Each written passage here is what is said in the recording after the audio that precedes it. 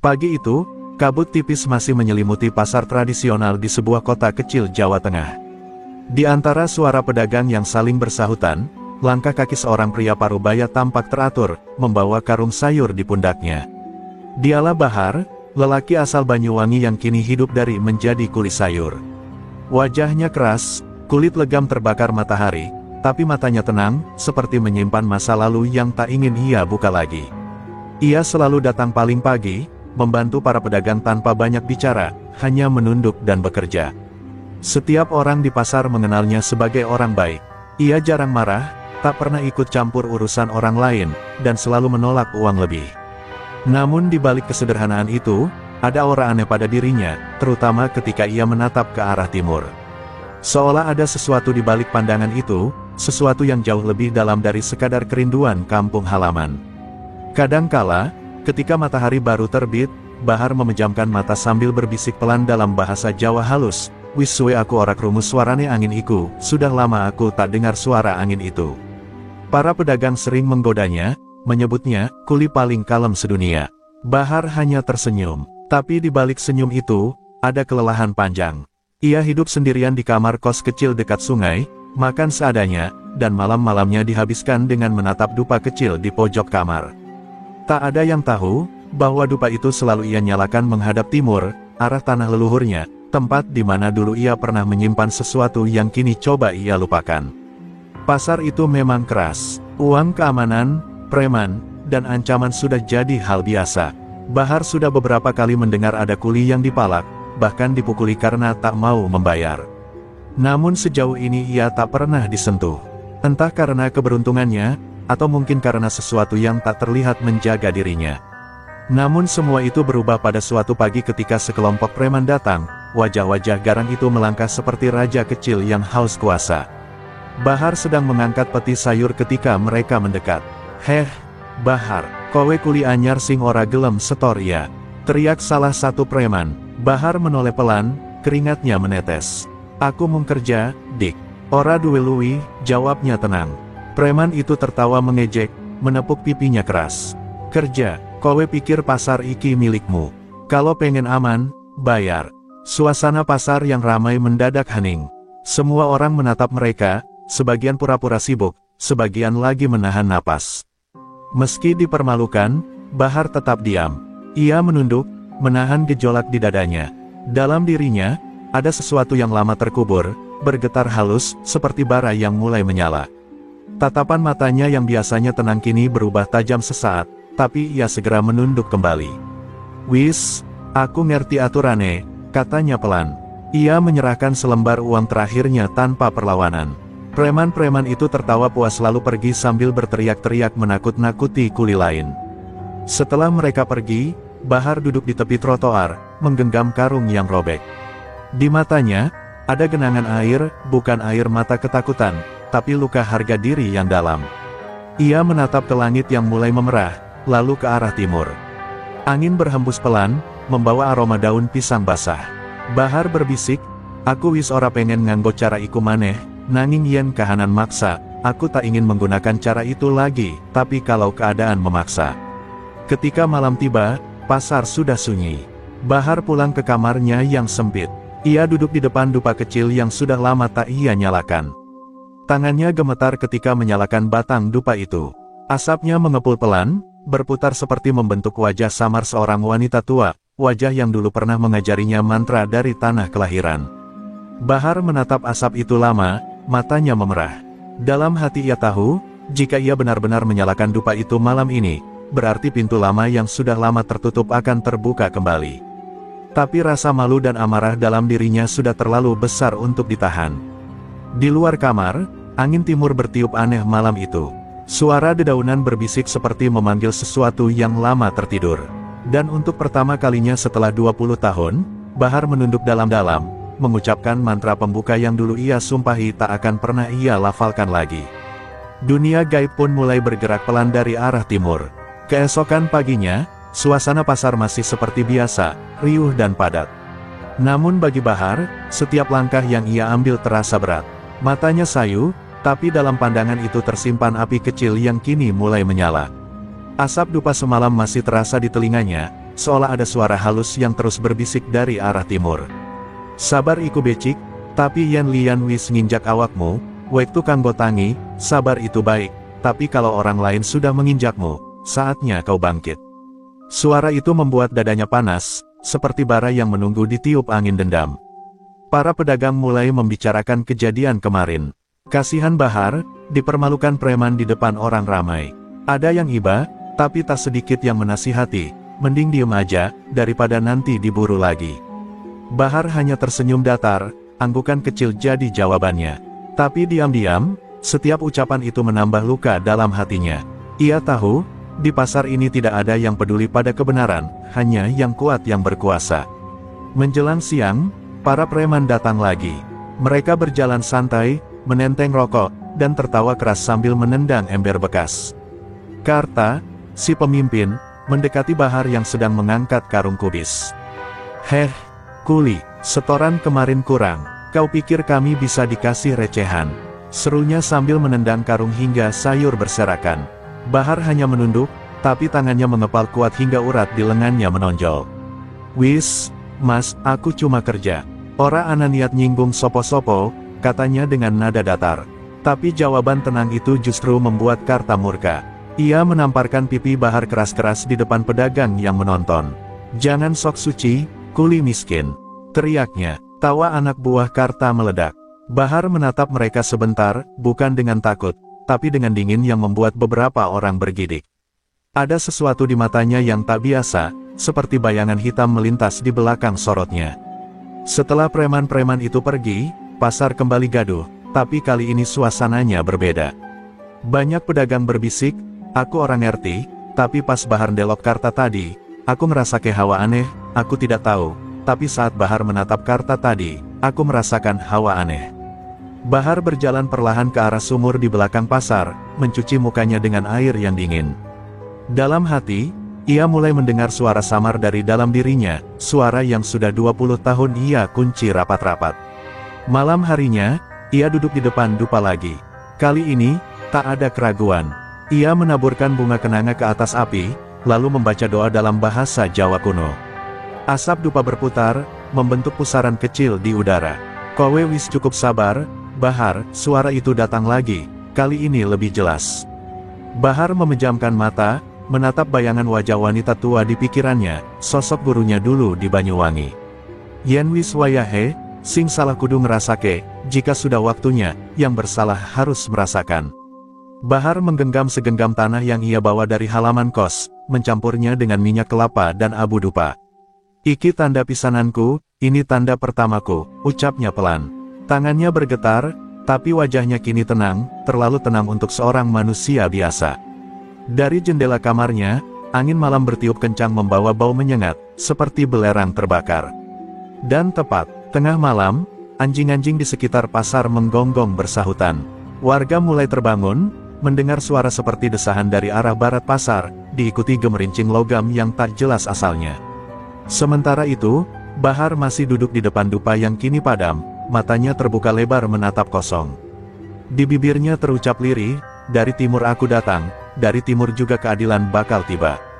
Pagi berikutnya, pasar tampak lebih ramai dari biasanya. Tapi di balik keramaian itu, suasana terasa berat, hawa aneh seperti melayang di antara lapak-lapak. Beberapa pedagang mengaku semalaman mendengar suara gamelan samar dari arah belakang pasar, disusul dengan bau kemenyan yang tiba-tiba muncul dan hilang. Tak ada yang tahu dari mana asalnya, tapi semua merasa tidak tenang. Sementara itu, Bahar datang seperti biasa. Wajahnya datar, matanya sedikit merah, dan langkahnya pelan tapi pasti. Ia seperti bayangan hidup yang membawa beban masa lalu. Karta dan anak buahnya sudah menunggu sejak pagi. Mereka tampak kesal karena malam tadi salah satu teman mereka, Johnny, jatuh sakit mendadak, demam tinggi, menggigil, dan matanya melotot tanpa sebab. "Ini pasti kerjaan si kuli miskin itu," gumam Karta dengan nada geram. Saat Bahar lewat sambil memanggul sayur, Karta langsung menghadangnya. "Heh, Kuli, gara-gara kamu, temanku sakit. Apa kamu pikir bisa main ilmu-ilmuwan di sini?" "Hah?" Bahar menatapnya tenang. "Aku orang ngerti sing sampeyan omong, Mas," jawabnya datar. Tapi ketenangan itu justru membuat Karta semakin murka. Ia mendorong Bahar hingga jatuh ke tumpukan sawi, lalu menendang karungnya hingga sayur berserakan. Orang-orang berhenti bekerja, menatap adegan itu dengan wajah takut. Tak ada yang berani menolong. Mereka tahu, Karta tak segan melukai siapapun yang ikut campur. "Lihat nih kuli tua sombong ini!" teriak Karta lantang. Ia mengambil ember berisi air comberan di samping lapak dan menyiramkannya ke tubuh Bahar yang masih duduk di tanah. Gelak tawa pun meledak dari para preman. Tubuh Bahar menggigil, bukan karena dingin, tapi karena harga dirinya diinjak. Air comberan menetes dari wajahnya, bercampur dengan keringat dan air mata yang ia tahan mati-matian. Suasana pasar seakan membeku sesaat, hanya tawa Karta yang menggema di antara bau busuk dan debu tanah. Pelan-pelan, Bahar berdiri, tidak membalas, tidak berkata apapun. Ia hanya menatap Karta, tatapan yang dingin, panjang, dan kosong, namun dalam pandangan itu, ada sesuatu yang membuat Karta tiba-tiba merinding tanpa alasan. Untuk sesaat, Karta merasa seperti ada bayangan hitam tinggi berdiri di belakang Bahar, dengan mata merah menyala menatap ke arahnya. Ia mengerjap, dan bayangan itu lenyap. Bahar hanya tersenyum kecil lalu berjalan pergi tanpa menoleh lagi. Warga pasar mulai berbisik-bisik setelah kejadian itu. "Aku orang ngerti, tapi pas Bahar ndelok Karta tadi, rasanya kayak ndelok malaikat pati, aku tidak tahu, tapi saat Bahar menatap Karta tadi, rasanya seperti melihat malaikat maut." Sejak siang itu, udara di pasar jadi berat, panas seperti tercekik, dan banyak pedagang yang memilih cepat-cepat pulang. Malam harinya, di kamar kosnya, Bahar duduk bersila di depan dupa. Kali ini dupa itu menyala lebih terang dari biasanya. Asapnya berputar naik, membentuk pusaran seperti ular yang berputar mengelilingi tubuhnya. Bibir Bahar komat kamit, melafalkan mantra kuno yang dulu diajarkan oleh gurunya dari Banyuwangi. Di lantai, ada mangkuk kecil berisi air kelapa, bunga kenanga, dan potongan kuku yang baru ia potong sendiri. "Iki dudu amarga aku seneng, tapi amarga kowe wis gawe aib," gumamnya pelan. "Ini bukan karena aku suka, tapi karena kalian sudah membuatku malu." Angin bertiup keras menerpa jendela. Lilin di pojok kamar padam dengan sendirinya. Bahar membuka matanya, kini pupilnya tampak lebih gelap, seolah diselimuti kabut. Di luar, anjing-anjing kembali menggonggong bersahutan. Di langit, bulan purnama memantulkan cahaya pucat. Dan di arah timur, dari balik pepohonan, terdengar suara gamelan pelan, tanda bahwa sesuatu yang dulu tertidur, kini telah benar-benar bangkit. Malam itu udara di sekitar pasar terasa berat dan lembab. Kabut turun lebih cepat dari biasanya, menyelimuti jalanan hingga nyaris tak terlihat 2 meter ke depan. Di kamar kos kecil di ujung gang, Bahar duduk bersila di depan meja kayu tua yang mulai lapuk. Di atas meja, tergeletak selembar kain putih kusam, sebuah kendi tanah liat, dan kitab kecil berisi tulisan Jawa kuno yang nyaris pudar. Bahar memandang benda-benda itu lama sekali, seperti menatap masa lalu yang hendak menelan dirinya. Di tangannya, dupa masih menyala, mengeluarkan asap pekat yang melingkar seperti kabut hidup. Kitab itu adalah peninggalan almarhum gurunya di Banyuwangi, Mbah Jaran, seorang penganut ilmu hitam yang dulu pernah mengajarinya segala bentuk santet, pelet, dan pengunci roh. Bahar meninggalkan ilmu itu 20 tahun silam, setelah kematian istrinya yang menjadi korban amarah ilmu yang ia kendalikan. Sejak saat itu, ia bersumpah tak akan pernah menyentuh dunia gaib lagi. Tapi malam ini, sumpah itu retak. Luka batin karena penghinaan yang ia terima membangkitkan kembali semua yang pernah ia kubur di dalam tanah. Perlahan, Bahar membuka kitab itu.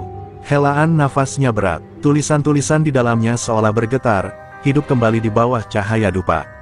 Ia mengucap pelan mantra pembuka. "Saka wetan aku lahir, saka peteng aku metu, saka geni aku bali, saka nyawa aku nyabut." Suara itu menggema lirih di kamar kecil itu, tapi entah mengapa dinding seolah ikut bergetar. Dari arah genteng terdengar suara seperti sesuatu sedang berjalan pelan, menimbulkan desir yang membuat bulu kuduk berdiri.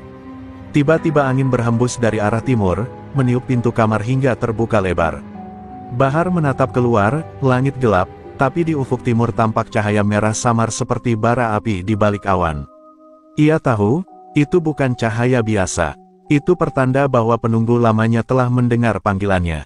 Dengan tangan gemetar, ia mengambil kendi tanah liat itu, meneteskan darah dari ujung jarinya ke dalamnya, dan berucap pelan, "Iki tanda ikatan lawas, bali maneh kowe, Kang." Suara berdesis muncul dari dalam kendi, seperti ada sesuatu yang mendidih. Bahar menatapnya tanpa gentar. Asap putih keluar perlahan, berubah bentuk menjadi sosok kabur, tinggi, berambut panjang, dengan wajah samar yang menyerupai manusia namun matanya merah menyala. "Aku wis orang angka kowe bakal nyeluk maneh." Suara itu bergema, dalam, seperti datang dari perut bumi. Bahar menunduk dalam-dalam. "Aku ora duwe pilihan, Kang. Wong-wong kuwi nginjak martabatku. Wektu kanggo mulang sapa sing kudu wedi." Roh itu tertawa lirih, suara tawanya seperti besi beradu.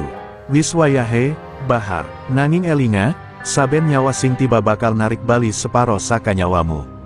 Bahar mengangguk pelan. Ia tahu konsekuensinya, tapi dendam sudah mengalahkan rasa takut.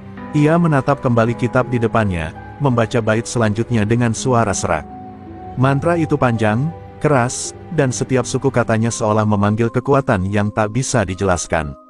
Api dupa tiba-tiba menyala lebih besar, menjilat hingga hampir membakar kain putih di meja.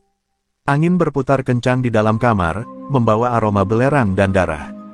Bayangan di dinding menari-nari, membentuk wajah-wajah menakutkan yang menatap Bahar dari segala arah. Tapi Bahar tetap tenang. Matanya kini berubah, merah kehitaman, dan dari sudut bibirnya keluar darah tipis, tanda bahwa tubuhnya mulai menyatu kembali dengan kekuatan gaib yang dulu hampir membinasakannya. Ketika ritual itu selesai, Bahar menutup kitab dengan tangan bergetar. Ia tahu, mulai malam itu, ia bukan lagi kulis sayur biasa. Ia telah membuka pintu lama yang seharusnya terkunci selamanya. Di luar kamar, suara gamelan dari arah timur kembali terdengar, lebih jelas dari malam sebelumnya. Sementara di pasar yang telah tertidur, seekor burung gagak hitam hinggap di atap los sayur, menatap lurus ke arah kamar Bahar. Ia berkokok 3 kali, tanda bahwa arwah dari timur telah datang, dan darah pertama akan segera tertumpah.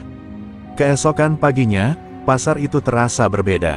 Langit masih gelap padahal matahari sudah lama seharusnya terbit. Kabut tebal menutupi seluruh area hingga para pedagang sulit melihat jarak 2 meter di depan mereka. Ayam-ayam berkokok tak menentu, sebagian malah terdiam ketakutan. Udara yang biasanya hangat kini terasa dingin, lembab, dan menyesakkan dada. Para pedagang saling pandang, tak ada yang tahu apa yang terjadi. Namun diam-diam, semua merasa ada sesuatu yang tidak beres. Seolah pasar ini tidak lagi menjadi tempat manusia semata. Di sudut pasar, Bahar datang seperti biasa. Wajahnya tampak tenang, tapi langkahnya lebih berat. Ia menyapa orang-orang dengan senyum tipis, namun di balik tatapan matanya ada sesuatu yang berbeda, dalam, tajam, seperti melihat dunia yang tidak dilihat orang lain. Di pundaknya masih tergantung karung sayur, tapi di tangan kirinya ada bekas luka kecil yang tampak seperti terbakar. Ia menutupinya dengan kain, pura-pura tak terjadi apa-apa. Namun setiap kali angin berhembus dari arah timur, luka itu berdenyut seperti sedang dipanggil. Sementara itu, Karta dan para preman sudah kembali berkeliaran. Mereka masih tertawa keras, tapi dalam hati sebenarnya gelisah. Salah satu anak buahnya, Johnny, yang kemarin sakit, kini tak bisa bicara dan hanya menatap kosong ke langit-langit rumah. Bibirnya membiru, dan setiap malam ia berteriak histeris menyebut nama Bahar. Tapi Karta mengabaikan semua itu. "Halah, paling guna-guna murahan. Nanti juga sembuh," ujarnya Pongas sambil menyalakan rokok. Namun dalam dadanya ada rasa yang sulit dijelaskan, dingin, menekan, dan membuat tengkuknya merinding tanpa sebab. Menjelang siang, kejadian aneh mulai terjadi. Seorang pedagang ayam mengaku melihat bayangan hitam melintas cepat di antara tumpukan peti kosong. Seorang ibu penjual bumbu melihat kendi tanah di dekat sumur pecah sendiri tanpa sebab. Dan dari arah gudang sayur, terdengar suara gamelan halus, lirih namun jelas, seperti irama dari dunia lain. Semua orang menatap ke arah sana, tapi tak seorang pun berani mendekat. Suasana pasar berubah mencekam, bahkan suara tawar-menawar pun berhenti, tergantikan oleh bisikan ketakutan. Bahar hanya duduk di bangku kayu, menatap kosong ke arah timur. Dalam benaknya, suara gurunya bergema pelan, "Ilmu iki ora mung kanggo balas dendam, nanging kanggo jaga martabat. Yen kowe wis nyentuh, kabe bakal bali jaluk tumbal. Ilmu ini bukan hanya untuk membalas dendam, tapi menjaga kehormatan. Namun sekali kau memanggilnya, ia akan meminta korban." Bahar menghela napas dalam. Ia tahu, tak ada jalan kembali. Satu langkah sudah ia ambil, dan kini arwah penunggu dari timur telah menuntut haknya. Sore itu, ketika kabut belum juga pergi, seekor burung gagak besar melintas di atas pasar. Suaranya parau, dan setiap kali ia berputar di atas kepala seseorang, orang itu merasa pusing dan mual. Ketika burung itu melintas di atas kepala Karta, angin tiba-tiba berhenti. Dunia terasa sunyi sesaat, lalu dari arah timur terdengar suara petir tunggal, keras dan panjang. Semua orang terdiam. Karta mendongak dengan wajah tegang. "Apa-apaan ini?" gumamnya pelan. Bahar, dari kejauhan, menatapnya tanpa ekspresi. Malamnya, seluruh kampung di sekitar pasar diguncang oleh mimpi buruk. Banyak warga, terbangun dengan keringat dingin, mengaku melihat bayangan hitam berdiri di tengah pasar, membawa kendi tanah dan memandangi mereka satu persatu. Di rumah Karta, Johnny, anak buahnya, mengerang kesakitan. Tubuhnya melengkung, matanya melotot, dan dari mulutnya keluar suara yang bukan manusia. "Kowe wis ngundang sing ora kudune," katanya dalam bahasa Jawa kuno yang tak dipahami siapapun. Menjelang subuh, gonggongan anjing terdengar bersahutan. Lalu sunyi total. Ketika pagi tiba, orang-orang menemukan Johnny sudah tak bernyawa. Tubuhnya membiru, matanya terbuka lebar menatap langit-langit, dan di dadanya tertulis dengan darah satu kata, "Wetan Timur." Pasar pun gempar. Orang-orang berlarian, sebagian berdoa, sebagian lainnya menutup lapak dengan cepat. Dan di antara semua kekacauan itu, Bahar hanya berdiri diam di tengah kabut, menatap tubuh Johnny dari jauh. Suara lirihnya nyaris tak terdengar, "Iki dudu wiwitane, iki mung tanda, ini bukan awalnya, ini hanya pertanda." Malam itu, langit pasar baru Surabaya tampak ganjil. Angin bertiup pelan tapi menusuk, seperti membawa bisikan dari alam lain. Bahar duduk bersila di dalam kamar kecilnya yang hanya diterangi lampu minyak. Di hadapannya tergeletak beberapa benda aneh, rambut hitam yang diikat benang merah, tanah kuburan, dan sepotong kain kafan yang telah mengering. Matanya kosong, bibirnya komat kamit melafalkan mantra dalam bahasa Jawa kuno. Sesekali, hawa dingin menyelimuti tubuhnya seolah ada sosok tak terlihat ikut mendengarkan. "Wong sing nindes bakal ngerasake balikane," bisik Bahar lirih. Sementara itu, di pasar, salah satu preman bernama Gendon yang dulu memukul Bahar tanpa ampun tiba-tiba merintih kesakitan. Awalnya hanya demam, tapi malam itu tubuhnya menggigil hebat. Orang-orang sekitar panik, karena dari kulit Gendon mulai keluar darah halus dari pori-porinya. "Tolong, tolong aku!" teriaknya sambil meronta, namun tak ada yang bisa menolong. Ia menjerit sampai subuh, sebelum akhirnya tubuhnya kaku dan wajahnya membiru. Kabar itu menyebar cepat di pasar, membuat para pedagang ketakutan. Keesokan paginya, dua preman lain yang sempat ikut menendang Bahar juga jatuh sakit misterius. Salah satunya muntah darah, satunya lagi berteriak melihat bayangan hitam di setiap sudut ruangan. Mereka merasa seperti dihantui sosok yang tidak pernah berhenti memandang dari kegelapan. Dalam 2 hari, keduanya meninggal tanpa sebab jelas. Warga mulai berbisik-bisik, menyebut kejadian ini sebagai kutukan dari Jawa Timur. Bahar hanya duduk diam di warung kopi sederhana dekat rumahnya, menatap hujan turun pelan. Ia tidak tersenyum, tidak juga menyesal. Tapi di matanya ada beban berat, seperti seseorang yang telah mengikat nasibnya sendiri dengan kekuatan yang tak bisa diputuskan begitu saja. "Mereka hanya merasakan apa yang pernah mereka beri," katanya pelan saat seorang tetangga bertanya tentang kejadian aneh itu. Pemimpin para preman, yang dikenal dengan nama Bang Gino, mulai merasa gelisah. Ia tidak percaya dengan hal mistis, tapi ketika 3 anak buahnya mati dengan cara aneh, ketegasannya mulai goyah. Malam itu, ia memanggil seorang dukun muda untuk melihat penyebabnya. Dukun itu, setelah membaca mantra dan melempar bunga ke arang membara, langsung menatap Gino dengan wajah pucat. "Ini, santet dari tanah timur, Mas. Ilmu pelet gantung sukmo, cuma orang tua yang punya darah Jawa tulen bisa ngerjain begini," katanya. Bang Gino membanting meja, "Cari siapa yang berani santet anak-anakku. Gue bakal bakar hidup-hidup dia," teriaknya marah. Tapi dalam hatinya mulai tumbuh rasa takut. Dukun itu menatapnya dalam, lalu menambahkan, "Kalau memang ingin melawan, jangan pakai marah. Orang ini bukan cuma kirim santet, dia buka gerbang antara dunia." Kata-kata itu membuat bulu kuduk Gino berdiri. Sementara itu, Bahar kembali duduk di depan altar kecilnya, menyalakan dupa kemenyan dan memandangi nyala api yang bergetar. Dalam bayangan api itu, ia melihat wajah-wajah yang menjerit di dunia lain. Ia menutup mata, mencoba menenangkan diri, tapi suara-suara itu kini terdengar jelas di telinganya, memanggil, menjerit, meminta lebih banyak darah. Bahar mulai sadar, apa yang ia lepaskan semalam, kini tidak sepenuhnya di bawah kendalinya lagi. Di pasar, malam semakin mencekam. Pedagang tak berani pulang larut. Orang-orang mulai menabur garam di depan kios, menggantung daun kelor, dan menutup toko lebih awal. Mereka tahu, santet Jawa Timur bukan main-main. Dan kini, mereka hanya bisa berdoa agar tak menjadi korban berikutnya dari murka seorang kuli sayur bernama Bahar. Kabar tentang kematian beruntun para preman membuat suasana pasar semakin mencekam. Orang-orang kini menyebut nama Bahar dengan lirih, seolah takut sesuatu mendengar. Namun, di tengah ketakutan itu, Bang Gino menolak tunduk. Ia tidak percaya begitu saja bahwa seorang kuli sayur bisa membuat anak buahnya mati mengenaskan.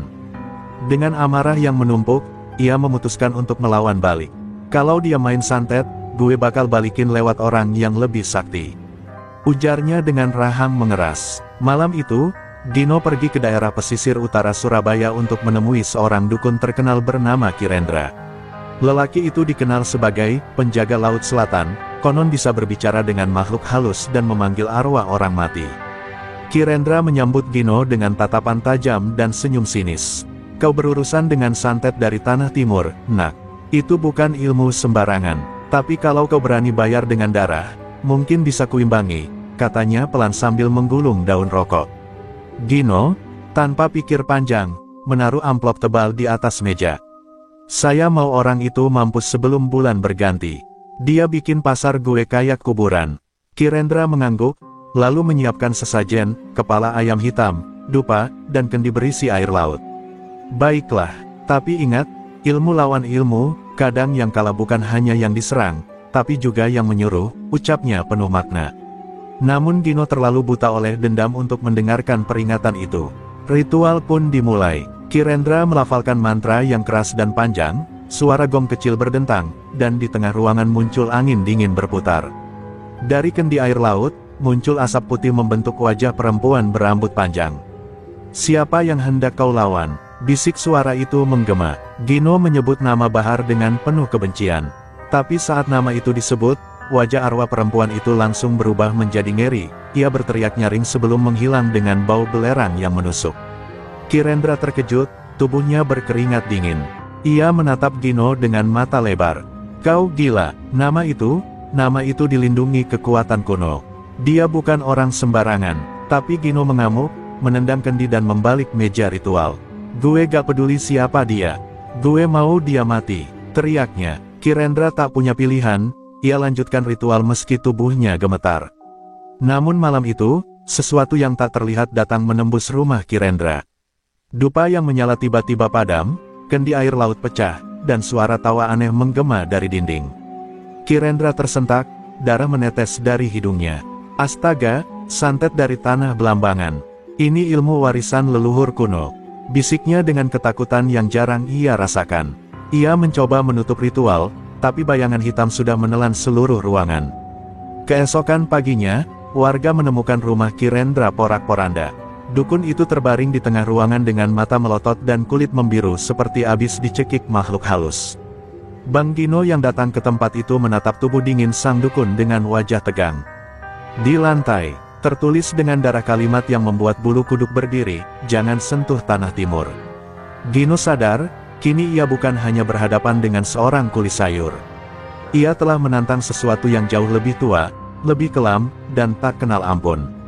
Di sudut hatinya mulai tumbuh rasa takut yang tak bisa disembunyikan.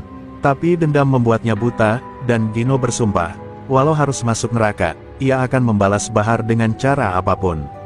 Sejak kematian Kirendra, wajah Bang Gino tak lagi sama. Mata merah, wajah pucat, dan tubuhnya kurus seperti disedot oleh sesuatu yang tak kasat mata. Ia jarang tidur, setiap kali memejamkan mata, suara jeritan menggema di telinganya. Kadang terdengar suara Bahar memanggil namanya dari dalam mimpi, kadang terdengar tawa perempuan tua di belakang kepala. Gino tak tahu mana nyata, mana bayangan. Tapi setiap kali ia bangun, keringat dingin selalu membasahi tubuhnya. Malam pertama setelah ritual gagal, Gino mendengar langkah kaki di luar rumahnya. Perlahan, mendekat, dan berhenti tepat di depan pintu. Ia menatap jendela, tapi tak ada siapapun. Saat hendak menutup mata, terdengar ketukan 3 kali. Tok, tok, tok. Ia menggenggam parang, membuka pintu dengan cepat, tak ada siapapun di sana. Hanya tanah basah dengan jejak kaki telanjang yang mengarah ke halaman belakang. Gino menelan ludah, merasakan angin dingin menerpa tengkuknya. Hari berikutnya, anak buah Gino satu persatu mulai menghilang. Ada yang ditemukan di kali dengan mata melotot, ada yang ditemukan di rumahnya sendiri, tubuh membiru tanpa luka sedikitpun. Polisi menyebutnya kematian misterius, tapi semua orang tahu, itu ulah santet. Nama Bahar kini menjadi momok yang bahkan preman paling berani pun tak berani sebut sembarangan. Mereka mulai meninggalkan pasar, membubarkan diri, meninggalkan Gino sendirian. Di tengah kegelisahan, Gino mencoba mendatangi Bahar. Siang itu, ia berjalan ke los sayur, tapi Bahar hanya menatapnya dengan wajah datar. Tak ada rasa takut, tak ada emosi. Aku sudah bilang, jangan injak tanah orang kecil, kata Bahar perlahan. Gino gemetar menahan amarah, tapi bibirnya keluh. Saat ia hendak membalas, tubuhnya mendadak kaku. Nafasnya tersengal, mata memerah, dan telinganya berdenging keras. Bahar hanya menunduk, lalu berbisik, pulangkan kesombonganmu sebelum malam ketiga datang. Malam ketiga tiba dengan hujan lebat. Gino duduk di ruang tamu, lampu padam, hanya tersisa cahaya lilin yang bergetar. Dari arah dapur terdengar suara langkah kaki, pelan tapi jelas. Ia memanggil nama anak buahnya, tapi tak ada jawaban. Lilin tiba-tiba padam. Dalam kegelapan itu, Gino melihat sosok samar berdiri di sudut ruangan, sosok yang memakai caping basah dan membawa karung sayur di punggung. Bahar, suaranya tercekat. Sosok itu menatap dengan mata merah menyala, lalu lenyap seperti asap. Keesokan paginya, Gino ditemukan warga dalam keadaan pingsan di depan rumahnya. Bibirnya komat kamit, menyebut nama Bahar berulang kali. Tubuhnya penuh dengan bekas tangan, seolah-olah banyak orang mencekik sekaligus. Orang-orang tak berani mendekat, bahkan keluarganya pun hanya bisa menatap dari jauh. Gino seperti kehilangan akal, tertawa, menangis, lalu berbicara sendiri, dia datang dari tanah timur. Sementara itu, Bahar duduk di depan rumah kontrakannya, menatap embun pagi. Wajahnya tenang, tapi di matanya terselip rasa kosong. Ia sadar, kekuatan yang ia lepaskan kini telah menjadi bagian dari dirinya. Santet itu bukan lagi alat balas dendam, tapi kutukan yang menuntut korban. Aku hanya ingin keadilan, bisiknya, namun angin membawa suaranya pergi seolah langit tak lagi peduli. Pasar kini berubah menjadi tempat yang sunyi. Tak ada lagi suara tawa preman, tak ada teriakan makian, hanya desir angin melewati los sayur kosong. Orang-orang bilang, setiap malam Jumat, terlihat sosok kuli sayur berjalan perlahan di antara kios, membawa karung di pundak dan menunduk diam. Entah Bahar masih hidup, entah tidak, tapi satu hal pasti, tak ada yang berani menantang tanah timur lagi. Sudah seminggu sejak pasar berubah menjadi sunyi, tapi hidup Bahar tidak tenang. Setiap malam, ia mendengar suara langkah di luar jendela rumah kontrakannya, langkah yang ritmenya sama persis dengan milik orang yang pernah ia santet. Kadang suara itu berhenti di depan pintu, lalu terdengar bisikan, gilirannya kamu. Bahar berusaha mengabaikan, tapi semakin malam semakin keras. Dupa yang dulu ia gunakan untuk memanggil roh kini menyala sendiri tanpa alasan, seolah mengingatkannya bahwa perjanjian yang ia buat belum selesai. Suatu malam, Bahar terbangun oleh rasa panas di dadanya. Ia menatap tubuhnya di cermin, dan terkejut melihat bayangan wajah Gino muncul samar di balik pantulan kaca. Mata Gino merah, mulutnya terbuka seolah berteriak, tapi tanpa suara. Bahar mundur, napasnya tercekat. Tidak mungkin, aku sudah menutup jalannya, gumamnya ketakutan. Tapi di ujung kamar, karung sayur yang tergantung tiba-tiba bergerak pelan, mengeluarkan suara krek, krek, seperti ada sesuatu hidup di dalamnya. Hari demi hari, Bahar mulai kehilangan kekuatan.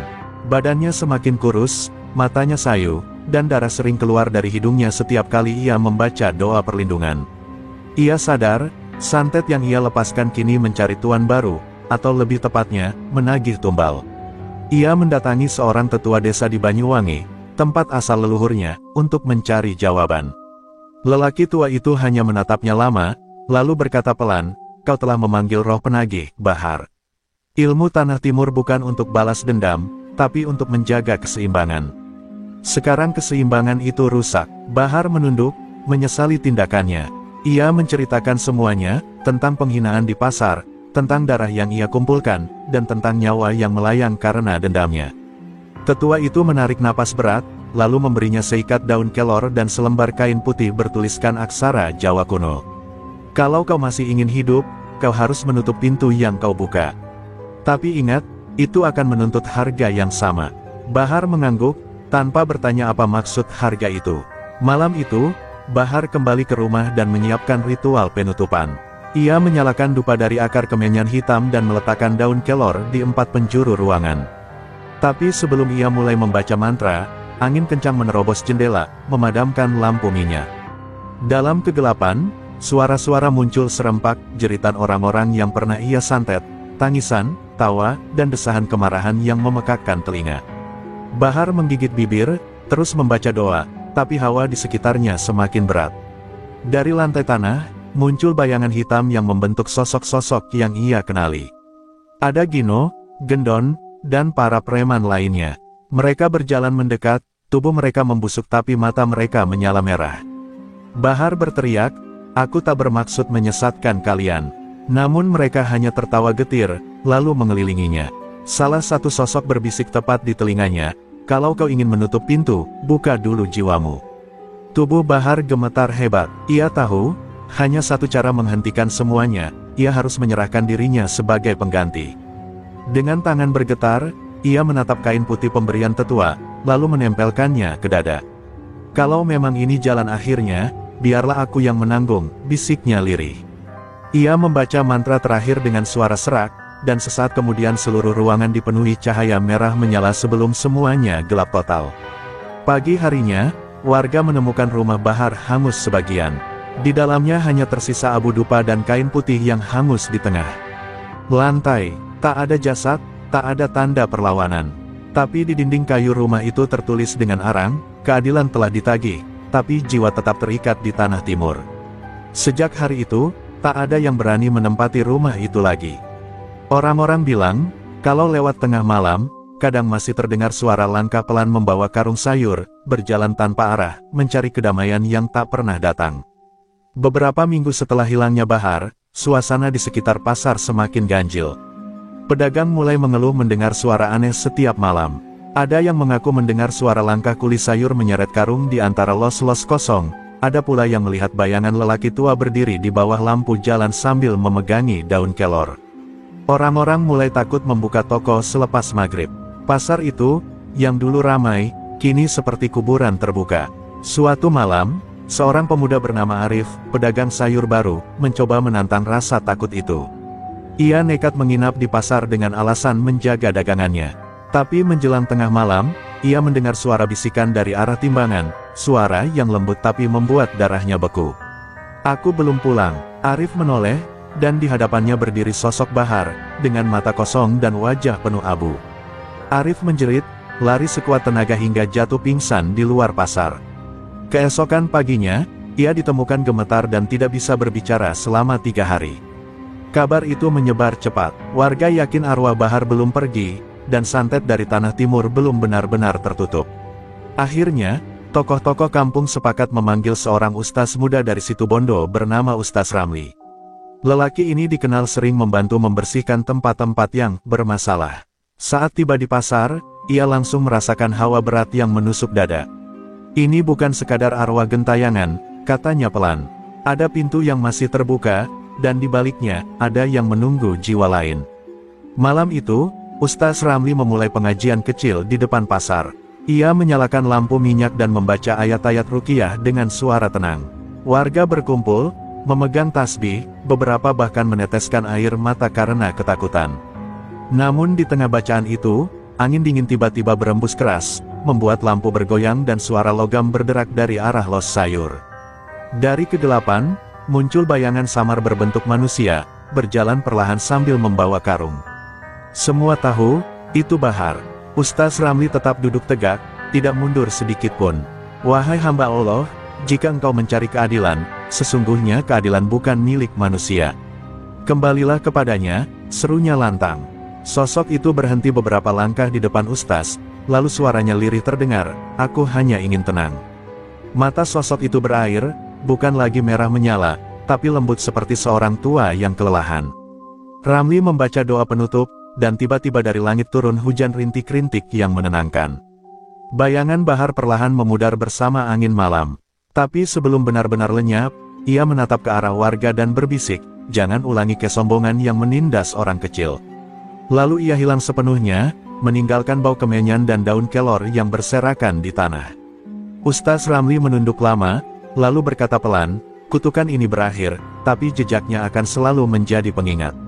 Sejak malam itu, pasar kembali hidup. Pedagang kembali berjualan, anak-anak berlarian tanpa takut lagi. Namun di los tempat Bahar dulu bekerja, tak ada satupun yang berani menempati. Di situ, warga menaruh setangkai bunga melati setiap malam Jumat, sebagai tanda penghormatan kepada si kuli sayur yang berjuang mencari keadilan dengan cara yang melampaui batas. Tapi setiap kali hujan turun, dan angin dari arah timur bertiup membawa aroma dupa samar, sebagian warga masih menatap ke arah los itu dengan rasa ngeri yang sulit dijelaskan. Sebab mereka tahu, kadang, keadilan datang bukan dari tangan manusia, tapi dari sesuatu yang lebih gelap dan lebih tua dari waktu itu sendiri. Beberapa bulan berlalu sejak kepergian arwah Bahar. Pasar mulai ramai kembali, seolah mimpi buruk telah benar-benar berlalu. Namun, ketenangan itu ternyata hanya semu. Di los tempat Bahar dulu berdagang, tanaman kelor yang ditaruh warga setiap malam Jumat mulai mengering tanpa sebab. Padahal, bunga itu baru saja diletakkan sore sebelumnya. Warga yang paling peka merasakan hawa aneh kembali mengendap di udara, dingin, berat, dan beraroma kemenyan yang samar. Ustaz Ramli, yang saat itu sudah kembali ke situ Bondo, tiba-tiba bermimpi aneh. Dalam mimpinya, ia melihat Bahar berdiri di tengah pasar dengan wajah gelap, memegang karung hitam yang berisi suara jeritan. "Aku sudah pulang, tapi ada yang belum," kata Bahar dalam mimpi itu, sebelum lenyap diselimuti kabut tebal. Ramli terbangun dengan keringat dingin, dan tanpa pikir panjang ia memutuskan kembali ke Surabaya. Hatinya bergetar, ia tahu, sesuatu belum selesai. Ketika tiba di pasar, ia menemukan suasana yang kembali ganjil. Beberapa pedagang mulai mengeluh kehilangan barang tanpa jejak, bahkan ada yang melihat sosok bayangan berjalan di atap los pada malam hari. Tapi yang paling mengejutkan, seorang pemuda bernama Dimas, yang kebetulan menempati kios di sebelah los Bahar, mulai menunjukkan perilaku aneh. Ia sering melamun, berbicara sendiri, dan setiap kali lewat di depan kios Bahar, ia menunduk sambil berbisik, "Sudah waktunya." Ustaz Ramli memutuskan untuk menemuinya. Ketika berhadapan langsung, ia langsung tahu bahwa ada sesuatu di balik mata Dimas. Pandangannya kosong tapi berisi kekuatan yang asing. "Anak muda, kau tak apa?" tanya Ramli lembut. Dimas hanya tersenyum tipis. "Kadang, aku merasa bukan aku yang di sini, Ustaz," jawabnya. Saat itu juga, udara di sekeliling mendadak berat, dan dari tubuh Dimas tercium bau kemenyan yang sama seperti saat Bahar dulu memanggil santetnya. Malamnya, Ramli mencoba meruqyah Dimas di musola kecil dekat pasar. Namun baru beberapa ayat terucap, tubuh Dimas bergetar hebat. Matanya berubah merah, dan suaranya bukan lagi milik manusia. "Jangan ganggu, ini bukan urusanmu," teriaknya dengan nada berat. Lampu di musola padam, angin berputar, dan suara seperti ribuan serangga terdengar di telinga semua yang hadir. Ustaz Ramli menatap tajam, lalu mengumandangkan ayat terakhir dengan lantang. Tubuh Dimas terpental, lalu terdiam. Ketika suasana kembali tenang, Ustaz Ramli menatap pemuda itu yang kini pingsan di lantai. Dari leher Dimas tergantung jimat kecil berbentuk segitiga, sama persis dengan yang dulu ditemukan di rumah Bahar setelah kebakarannya. "Astagfirullah," bisik Ramli. Ia sadar, sisa ilmu Bahar tidak hilang begitu saja. Ilmu itu mencari tubuh baru, wadah baru, agar bisa terus hidup. Sejak malam itu, Ustaz Ramli mulai berjaga di pasar setiap malam. Ia tahu, arwah Bahar memang telah tenang, tapi energi dari santet tanah timur belum pergi. Ia seperti akar yang tertanam dalam bumi, menunggu waktu untuk tumbuh kembali. Kadang, Ramli mendengar bisikan samar saat ia berzikir di los kosong itu, "Aku hanya melindungi yang tertindas." Suara itu lembut, tapi penuh beban, seolah Bahar masih ingin memastikan tak ada lagi yang berani menindas orang kecil di pasar itu. Namun Ramli tahu, kekuatan seperti ini tak bisa dibiarkan. Ia memutuskan untuk menelusuri asal ilmu itu ke tanah kelahiran Bahar, ke pedalaman Blambangan, Banyuwangi, tempat konon sumber santet Jawa Timur berasal. Di sanalah, katanya, para penjaga ilmu hitam masih menyimpan rahasia kuno yang bahkan maut pun tak sanggup menahannya. Dan perjalanan itu akan membuka tabir yang jauh lebih mengerikan daripada dendam seorang kuli sayur. Perjalanan Ustaz Ramli menuju Blambangan bukanlah hal mudah. Ia menempuh jalan setapak yang jarang dilalui manusia, menembus hutan-hutan rimba yang masih diselimuti kabut meski matahari sudah tinggi. Di setiap langkah, suara jangkrik bercampur bisikan halus, seolah pepohonan sendiri sedang memperingatkannya untuk berbalik. Namun tekadnya sudah bulat. Ia tahu bahwa untuk memutus kutukan yang diwariskan Bahar, ia harus sampai ke sumbernya, ke tanah tempat ilmu itu dilahirkan. Saat senja turun, ia tiba di sebuah dusun tua bernama Pancarwetan. Desa itu terasa sepi dan menua, seperti berhenti di masa lalu. Rumah-rumahnya berdinding anyaman bambu, namun di tiap pintu tergantung sesajen yang belum layu, bunga kenanga, dupa, dan kemenyan hitam. Warga yang ditemuinya menunduk dalam-dalam saat melihat Ustaz Ramli, tak berani menyapa. Salah satu di antara mereka, seorang kakek bungkuk bernama Mbah Warto, berbisik pelan, "Sampeyan datang telat, nak. Gerbang sudah mulai terbuka lagi." Ucapan itu membuat dada Ramli bergetar. Ia tahu, gerbang yang dimaksud bukanlah gerbang biasa. Mbah Warto menuntunnya menuju sebuah bukit kecil di tepi desa, di mana batu hitam besar berdiri seperti pintu purba. Di sana, angin berputar aneh, membawa aroma darah dan kemenyan terbakar. "Inilah asal mula ilmu yang Bahar warisi," kata sang kakek lirih. "Dulu, para leluhur menutupnya dengan darah 7 orang sakti. Tapi salah satunya, keturunan terakhir, memilih membuka kembali untuk balas dendam." Ustaz Ramli terdiam. Ia menyadari sesuatu, Bahar bukanlah orang pertama yang menggunakan ilmu itu untuk melawan ketidakadilan. Ia hanyalah penerus dari rantai dendam panjang yang diwariskan turun-temurun. "Lalu, siapa yang membukanya sekarang?" tanya Ramli. Mbah Warto menatapnya dengan mata keruh, lalu menjawab lirih, "Cucunya sendiri, Dimas." Jawaban itu membuat lutut Ramli lemas. Jadi benar, arwah Bahar belum tenang, karena darahnya sendiri menjadi wadah baru bagi kegelapan itu. Malam itu, Ustaz Ramli bermalam di surau tua desa. Ia membaca wirid hingga subuh, tapi setiap kali matanya terpejam, ia melihat bayangan Bahar muncul di mimpinya. Bahar duduk bersimpuh di hadapannya, wajahnya tidak lagi seram, tapi penuh luka batin. "Aku tak ingin dia jadi sepertiku, Ustaz," katanya lirih. "Tolong, hentikan darahku sendiri sebelum semuanya terlambat." Air mata Ramli menetes. Ia tahu, Bahar telah menyesal di alam sana. Tapi menebus dosa ilmu hitam bukanlah perkara ringan, apalagi jika penerusnya masih hidup. Keesokan harinya, Ramli memutuskan untuk kembali ke Surabaya. Tapi begitu ia meninggalkan desa, tanah di bawah kakinya bergetar pelan. Dari arah Bukit Batu Hitam, terdengar suara retakan panjang, disusul hembusan angin panas yang menamparkan kulit. Burung-burung beterbangan panik. Langit di atas Pancarwetan berubah jingga pekat, seperti matahari diselimuti bara. Gerbangnya terbuka, gumam Mbah Warto yang berdiri di kejauhan dengan wajah pucat. Sesampainya di kota, Ramli mendapati pasar tempat Bahar dulu berdagang sudah berubah suram. Langit di atasnya selalu kelabu, dan para pedagang mulai sakit tanpa sebab. Di salah satu pojok los, Dimas duduk sambil menatap kosong, menggenggam jimat segitiga hitam yang kini berdenyut seperti nadi. "Aku hanya melanjutkan apa yang dia mulai," ucapnya datar saat melihat Ramli datang. "Tapi kali ini, bukan hanya pasar yang akan kubersihkan." Ramli tahu inilah awal dari badai baru. Dimas bukan lagi sekadar manusia yang kerasukan, ia telah menjadi penerus sejati dari warisan kelam Blambangan. Di matanya menyala api dendam dan kekuatan yang tak bisa dikendalikan. Dan di lubuk hati Ramli, terukir satu tekad, jika dulu ia menuntaskan Bahar dengan doa, maka kali ini, ia harus menghadapi darah keturunannya sendiri, meski itu berarti menantang kekuatan gelap yang lahir dari perut bumi. Angin di atas Surabaya malam itu seperti berbisik dari dunia lain. Aroma kemenyan terbakar menyelinap ke setiap lorong pasar yang kini ditinggalkan.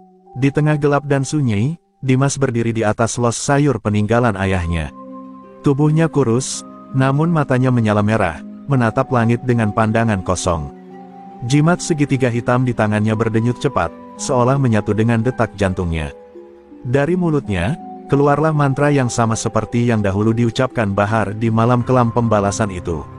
Tapi kali ini, suaranya lebih berat, lebih dingin, dan lebih haus darah. Dari kejauhan, Ustaz Ramli berjalan perlahan menuju pasar itu. Setiap langkahnya terasa berat, seperti tanah menolak kehadirannya. Ia tahu, yang dihadapinya bukan lagi manusia biasa. "Dimas!" teriaknya lantang, suaranya bergema memantul di dinding pasar yang lembab. Namun pemuda itu hanya menoleh sekilas. "Kau datang juga, Ustaz," katanya dengan nada tenang namun menyeramkan. "Aku sudah melihat semua di mimpiku. Ayah bilang kau akan mencoba menghentikanku. Tapi kali ini, aku yang akan menuntaskan apa yang dia mulai." Tiba-tiba angin berputar, membawa debu dan aroma belerang. Dari jimat di tangan Dimas, muncul bayangan hitam yang melayang, membentuk sosok besar dengan wajah setengah terbakar, arwah Bahar sendiri, tapi kali ini bukan lagi sosok yang menyesal. Ia menatap Ramli dengan mata penuh amarah. "Kau ingin menebus dosaku dengan doa, Ramli," suara itu bergemuruh. "Tapi lihatlah, darahku menolak disucikan. Dendamku belum padam." Ustaz Ramli memejamkan mata, menahan napas panjang. Ia mengangkat tangannya, melafalkan ayat-ayat suci dengan suara gemetar namun tegas. Setiap kata yang keluar dari mulutnya memunculkan cahaya putih yang berputar di sekeliling tubuhnya. Tapi setiap cahaya itu muncul, bayangan hitam Bahar menelannya dengan mudah, seperti jurang tanpa dasar. Suara tawa bergema keras, tawa yang mengerikan, seolah berasal dari ribuan jiwa yang pernah mati di tangan dendam. Langit di atas pasar tiba-tiba retak merah. Petir menyambar tanpa suara. Lantai pasar berguncang, menimbulkan celah-celah kecil yang mengeluarkan api biru. Para warga yang tinggal di sekitar sana berlarian ketakutan, melihat dari kejauhan bagaimana dua kekuatan, doa dan dendam, saling bertabrakan dalam wujud nyata. Di tengah itu semua, Dimas menjerit kesakitan. Tubuhnya menggigil, wajahnya separuh manusia, separuh bayangan. Aku tidak bisa menahannya lagi," teriaknya. Ramli berlari mendekat, mencoba menenangkan, tapi Bahar, dalam wujud bayangan hitam, menahan dengan tangan yang panjang seperti kabut. "Dia adalah aku adalah dia," raung arwah itu. "Darahku adalah pintu, dan gerbang sudah terbuka." Seketika tanah di sekitar mereka meledak, memuntahkan asap hitam pekat yang membentuk ribuan wajah menjerit, arwah para preman yang dulu mati karena santet Bahar. Mereka kini kembali, tapi bukan untuk hidup, melainkan untuk melayani tuan lama mereka. Ustaz Ramli hampir tak mampu berdiri. Tubuhnya gemetar, matanya berair. Ia menyadari bahwa ini bukan sekadar pertempuran antara manusia dan arwah, melainkan antara dua warisan, dendam dan ampunan. "Bahar," teriaknya, "jika sedikit pun masih ada bagian dirimu yang menyesal, hentikan ini. Jangan biarkan darahmu melanjutkan dosa yang sama." Untuk sesaat, bayangan itu berhenti bergerak. Suara tawa berhenti. Dimas menatap kosong, lalu berteriak keras sambil menghantam jimat di tangannya ke tanah. Dentuman besar terjadi. Cahaya putih dan hitam bertabrakan hingga membentuk pusaran besar di langit. Di tengah pusaran itu, sosok Bahar tampak menatap anaknya dengan mata sayu. "Maafkan aku, Nak," suaranya nyaris tak terdengar. Tubuhnya mulai hancur perlahan, terserap ke dalam cahaya. Sementara Dimas jatuh tersungkur, tak sadarkan diri. Ramli hanya bisa bersujud di tanah yang kini retak dan panas, berharap pertarungan itu benar-benar berakhir, tapi di langit, masih tampak bayangan hitam samar berputar, menandakan bahwa sesuatu belum sepenuhnya pergi. Malam itu, Surabaya tak seperti biasanya. Langitnya kelam, seolah dilumuri arang. Setelah ledakan cahaya di pasar, warga mendapati udara menjadi berat dan panas. Hewan-hewan resah, lampu-lampu padam satu persatu tanpa sebab. Di tengah reruntuhan pasar, Ustaz Ramli berdiri lemah dengan tangan berlumur debu dan darah, menatap tubuh Dimas yang tergeletak pingsan. Ia mengira semuanya telah berakhir, namun ketika ia mulai melafalkan doa penutup, udara di sekitarnya mendadak bergetar, dan dari arah timur terdengar suara tawa lirih, tawa yang sangat dikenalnya. "Ustaz, kau pikir bisa menghapusku dengan doa?" Suara itu bergema dari segala arah. Dari balik asap, muncul siluet hitam Bahar, tapi kali ini wajahnya terbelah dua, separuh tampak menyesal, separuh lagi tersenyum menyeramkan. Dua sisi jiwanya kini terpisah, yang satu ingin damai, yang lain menolak padam. Cahaya putih masih berputar di udara, tapi bayangan hitam menelannya perlahan seperti api memakan kain. Aku bukan lagi arwah, kata sisi gelap Bahar. Aku adalah warisan dendam yang tak bisa dikubur. Ramli mencoba berdiri tegak meski tubuhnya nyaris tak sanggup. Bahar, dengar aku. Kau bukan setan, kau manusia. Kau hanya tersesat oleh amarahmu. Serunya dengan suara bergetar, tapi bayangan itu hanya menatapnya datar. Manusia, aku sudah melampaui itu, jawabnya dingin. Aku telah menjadi bagian dari tanah ini. Setiap orang yang menyimpan dendam, adalah wadahku. Kata-kata itu membuat Ramli sadar, ilmu santet Bahar kini hidup dalam setiap jiwa yang tak bisa memaafkan. Tiba-tiba, Dimas bangun dengan napas terengah. Matanya tak lagi merah, tapi tubuhnya bergetar hebat. Ustaz, tolong, aku mendengar suaranya di kepalaku. Jeritnya, Ramli mendekat, tapi seketika tangan Dimas mencengkeram lehernya sendiri, seolah dikendalikan. Dari telapak tangannya, muncul asap hitam yang membentuk simbol segitiga sama seperti jimat ayahnya. Aku tak bisa melawannya, dia ada di dalam darahku. Teriaknya sebelum tubuhnya kembali kejang-kejang. Ramli tahu, bagian gelap Bahar kini bersemayam dalam diri anaknya. Ramli segera membaca doa pengikat, suaranya menggema di tengah pasar yang hancur. Cahaya putih keluar dari ujung jarinya, melingkari Dimas. Tapi setiap kali cahaya itu menyentuh tubuh pemuda itu, api hitam muncul dari bawah tanah, menolaknya. Suara Bahar bergema lagi, lebih keras, kau bisa menyelamatkan anakku, tapi tak bisa menghapusku dari dunia ini. Aku akan hidup di setiap hati yang terluka, di setiap dendam yang belum selesai. Seketika dari arah kota lain, terdengar suara jeritan, tanda bahwa kekuatan itu mulai menyebar keluar Surabaya. Langit kini berubah merah keunguan. Angin membawa aroma belerang hingga ke perkampungan. Di desa-desa sekitar, orang-orang mulai mimpi buruk bersamaan, melihat sosok Bahar berdiri di ladang mereka, menatap tanpa mata. Ramli menatap ke langit, air matanya jatuh. Ya Allah, ilmu ini tak lagi bisa dibasmi dengan manusia, bisiknya lirih. Ia sadar, pertempuran ini bukan lagi antara dirinya dan Bahar, melainkan antara cahaya dan kegelapan yang kini menjalar ke seluruh Jawa Timur. Dengan tubuh lemah, Ramli memutuskan membawa Dimas pergi dari kota. Mereka meninggalkan pasar yang kini seperti kuburan, menuju timur, ke kaki Gunung Raung, tempat para wali dahulu memenjarakan ilmu hitam Blambangan. Di sepanjang perjalanan, ia terus mendengar suara Bahar di kepalanya, kau bisa lari, Ustaz, tapi kau tak bisa menghapus warisan ini. Karena dendam, akan selalu lahir dari hati manusia. Dan malam itu, di jalan sepi menuju pegunungan, Ramli hanya bisa menatap Dimas yang tertidur dengan napas berat. Di dada pemuda itu, simbol segitiga hitam masih samar berdenyut pelan, seperti nadi dari sesuatu yang tak mau mati. Angin timur berhembus membawa bau kemenyan dan darah, pertanda bahwa bab terakhir dari kutukan Bahar akan segera tiba. Kabut tebal menyelimuti kaki Gunung Raung malam itu. Ustaz Ramli berjalan terlatih sambil memapah Dimas yang setengah sadar. Angin berdesir dingin, membawa aroma kemenyan dan tanah basah. Di kejauhan, suara gamelan gaib terdengar samar, seolah dari dunia lain. Setiap langkah terasa seperti menuju akhir dunia. Disinilah semuanya akan berakhir, Dimas, bisik Ramli lirih.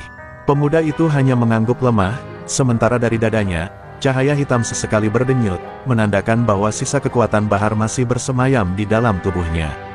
Tiba-tiba tanah bergetar, dan langit memerah. Dari kawah Raung, muncul pusaran api hitam yang menjulang ke angkasa. Suara Bahar bergema dari dalamnya, menggetarkan seluruh lembah. Kau pikir bisa menguburku di sini, Ramli?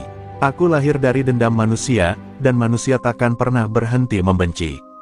Suara itu menggema keras, membuat burung-burung beterbangan panik. Ramli menatap ke langit, lalu berlutut, memejamkan mata, dan mulai membaca doa yang diwariskan gurunya, doa penghapus warisan hitam yang terakhir dari Blambangan. Namun setiap ayat yang keluar dari mulutnya langsung dibalas oleh letusan api dari kawah. Batu-batu beterbangan, pepohonan terbakar. Dari dalam api muncul sosok Bahar, kali ini tak lagi menyerupai manusia, melainkan bayangan raksasa hitam dengan wajah terbelah dua, satu tersenyum kejam, satu menangis pilu. Aku tidak ingin begini, teriak sisi putih Bahar yang samar. Tapi sisi hitamnya menjerit lebih keras, dendam tak bisa dihapus dengan air mata. Hanya darah yang bisa menebusnya. Dimas menggigil keras. Tubuhnya mulai diselimuti asap hitam. Ayah, hentikan, jeritnya. Tapi arwah Bahar menatapnya dengan mata kosong. Kau adalah lanjutan dari aku, nak. Dunia harus tahu rasa sakit kita. Seketika Dimas menjerit lebih keras, mencoba menahan sesuatu dari dalam tubuhnya. Ramli tahu, jika ia tidak bertindak sekarang, sisi gelap Bahar akan sepenuhnya mengambil alih Dimas.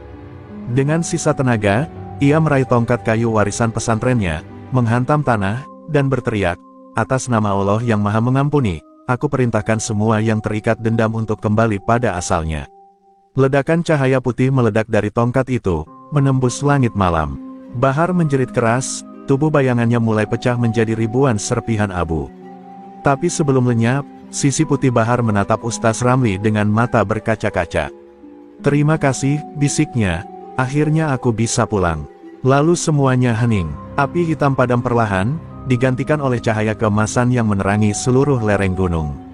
Dimas pingsan di pelukan Ramli, dan untuk pertama kalinya sejak malam dendam itu dimulai, udara terasa ringan kembali.